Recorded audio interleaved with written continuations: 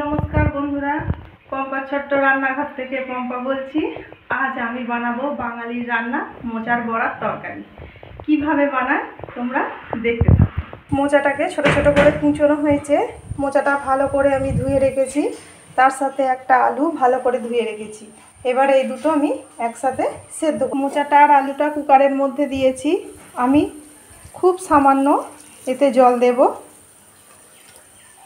দিয়ে এটাকে আমি এখন সেদ্ধ করতে দিয়ে দেব। 3টে সিটি দিয়ে বন্ধ করে দেব। মোচা আর আলু আমার সেদ্ধ হয়ে গেছে, মোচাটাও খুব সুন্দর সেদ্ধ হয়েছে। এবার এর জন্য আমি কিছু মশলা তৈরি করে নিই। আলুটা সেদ্ধ আলুটাকে আমি গ্রেটারে এরকম গ্রেট করে নেব, যাতে কোনোখানে খচা না থাকে। আমি মোচাটাকে সেদ্ধ করে নিয়েছি। এবার হাতে করে ভালো করে চটকে নিয়ে এর জলটাকে আমি বার করে দেব। ঠিক এইভাবে চটকে নেব। আলুটা আমার ম্যাশ করা হয়ে গেছে। এবার একটু হাতে করে চটকে নিয়ে এটা আমি মশলাটা বানাবো। মোচাতে দেওয়ার জন্য আমি একটা ভাজা মশলা তৈরি করব। বড় চামচের 1 চামচ ধনে, 1 চামচ জিরে, 1 চামচ মৌরি, একটা বড় এলাচ, দারচিনি 2 টুকরো, 4-5টা লবঙ্গ আর 4টে এলাচ, অল্প করে জয়িত্রী। এটা কড়াইয়ে নেড়ে আমি একটা ভাজা মশলা তৈরি করে নেব। কড়াটা আমার গরম হয়ে গেছে। প্রথমে বড় এলাচ, দারচিনি, ছোট এলাচ, জয়িত্রী সব দিয়ে ভালো করে গরম করে নেব। এগুলো গরম হয়ে গেছে। এবার ধনে, জিরে, মৌরি আমি হালকা করে নেড়ে নেব। এটা আমার ভাজা হয়ে গেছে। একটা জায়গায় তুলে নিয়ে আমি ঠান্ডা করতে দেব। কড়াটা আমার গরম হয়ে গেছে। মোচার মশলাটা বানাবো বলে এতে আমি 2 চামচ তেল দিলাম। তেলটা আমার গরম হয়ে গেছে।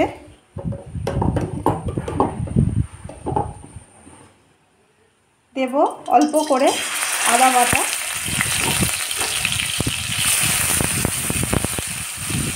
আদাটা হালকা করে নেড়ে নিয়ে আমি দিলাম 1 চামচ জিরে, 1 চামচ ধনে গুঁড়ো, স্বাদ অনুপাতে চিনি, স্বাদ অনুপাতে নুন। এটা ভালো করে মশলাটা কষিয়ে নেব।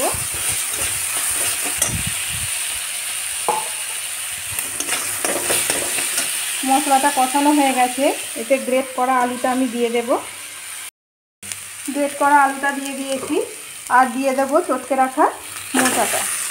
দিয়ে এটা ভালো করে মশলাটা আমি তৈরি করে নেব। মশলাটা আমার হয়ে গেছে। এই বড়াটা বানাবো যাতে খুলে না যায়, তার জন্যে আমি খুব অল্প করে বেসন দিয়ে দিলাম। এটা ভালো করে মিশিয়ে নিই।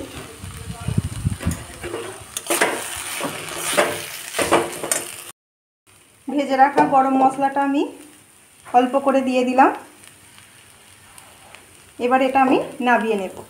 কড়াটা আমার গরম আছে, এতে আমি তরকারির মশলাটা করে নেব।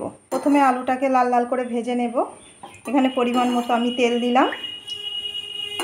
তেলটা গরম হোক। তেলটা আমার গরম হয়ে গেছে। শুধু এতে আমি জিরে ফোড়ন দিলাম, আর দিয়ে দেব আলু।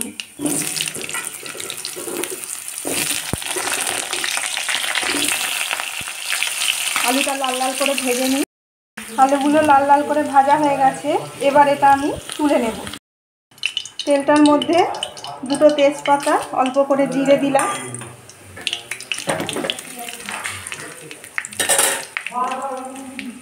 এবার একটা গোটা টমেটো, 2টো শুকনো লঙ্কা আর অল্প করে আদা দিয়ে এটা আমি একটা পেস্ট বানিয়েছি।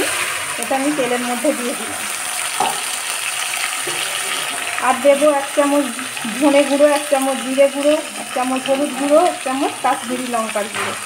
মশলাটা ভালো করে আমি কষিয়ে নেব। মশলাটা আমার তেল ছেড়ে দিয়েছে। এর মধ্যে অল্প করে আমি একটু হিং দিলাম, আর আলুগুলো দিয়ে ভালো করে কষিয়ে নিয়ে জল দিয়ে ঢাকা দিয়ে। আলুটা কষানো হয়ে গেছে।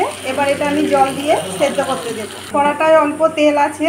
বড়াগুলো ভাজার জন্য আমি কড়াইয়ে তেল দিয়ে দিচ্ছি। পরিমাণ মতো তেল দিলাম। এবার বড়াগুলোকে দিয়ে লাল লাল করে ভেজে নিই। তেলটা আমার গরম হয়ে গেছে। বড়াগুলো আমি এইভাবে গোল গোল করে নিয়েছি। কম আঁচে এইগুলো লাল লাল করে আমি ভেজে নেব। বড়াগুলো লাল লাল করে ভাজা হয়ে গেছে। প্রত্যেকটা বড়া আমি এইভাবে ভেজে নেব। এবার এগুলো আমি তুলে নিচ্ছি। বড়াগুলো দেখো আমার সব ভাজা হয়ে গেছে। এবার আমি তরকারিটা দেখব, দেখি তরকারিটা কত দূর হলো। দেখো তরকারিটা আমার ফুটছে, মনে হচ্ছে আলুও সেদ্ধ হয়ে গেছে, সুন্দর কালার হয়েছে। একটু ঝোল ঝোল রেখেছি, বড়াগুলো ঝোল টানবে তাই জন্য। তরকারিটা ফুটছে, তরকারিটায় নুন কম হয়েছে বলে অল্প করে নুন দিলাম। একটু ফুটিয়ে নিয়ে বড়াগুলো দেব। এবার এর মধ্যে বড়াগুলো আমি সব দিয়ে দেব। দিয়ে বেশি ফোটাবো না, গ্যাসটাকে বন্ধ করে দেব।